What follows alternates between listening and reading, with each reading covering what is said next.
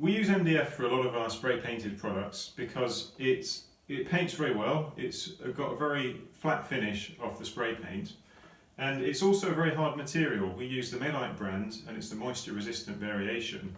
Now, some customers prefer solid wood, and there are some good reasons for that.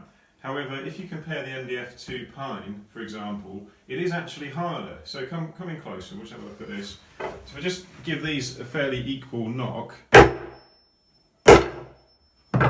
you can see there's really no denting there, but a little dent. And this is pine, radiata pine, which is a good paint grade of pine. I'm not sure if that's showing.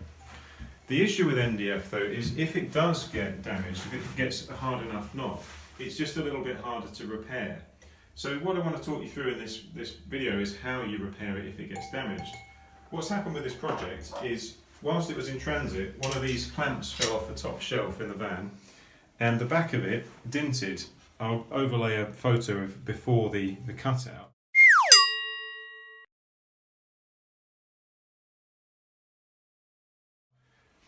So it was quite a nasty looking dent.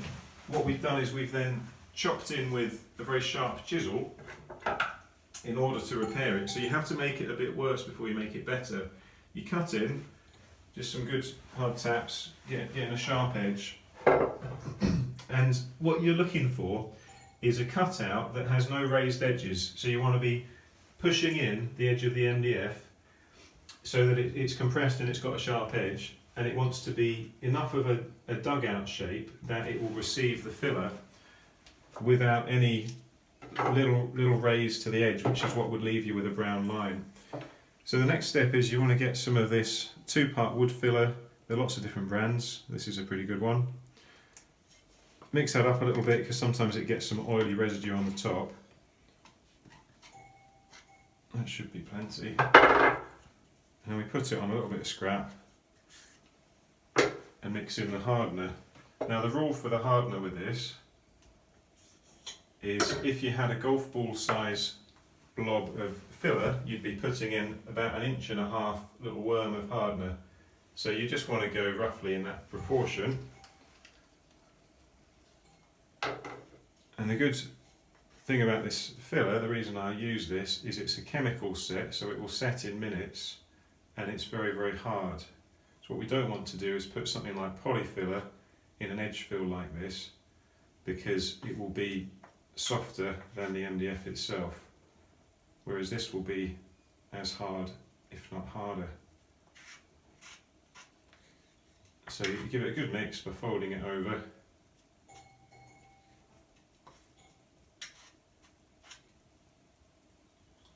And you can see that I've masked this off to get a tidier fill. And it's very important when you get the filler in that you push it. It wants to push well into the grain of the MDF so that you get a bond there. And then it's better to overfill it and take the excess off later. Just need to push it a bit more to make sure it's bonded at the bottom there. Yes, if you overfill it, you can trim it back. You could spend ages trying to get it perfectly flat now and then have to do more filling later, but this will trim back. Yeah, I'm just pushing it well in, so I'm sure I'm getting a bond.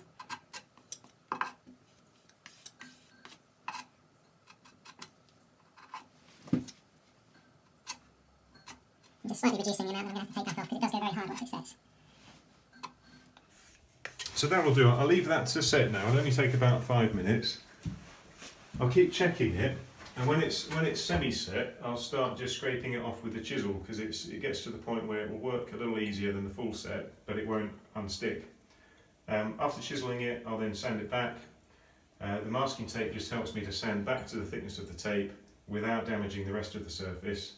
Once I've done that, I can take the tape off, very carefully sand it a bit further. We should get it perfectly flat, and then a couple of coats of paint, and it should pretty much disappear. The paint we use, it's from a brand called Movac. It's actually a Sayalac, like a sub-brand.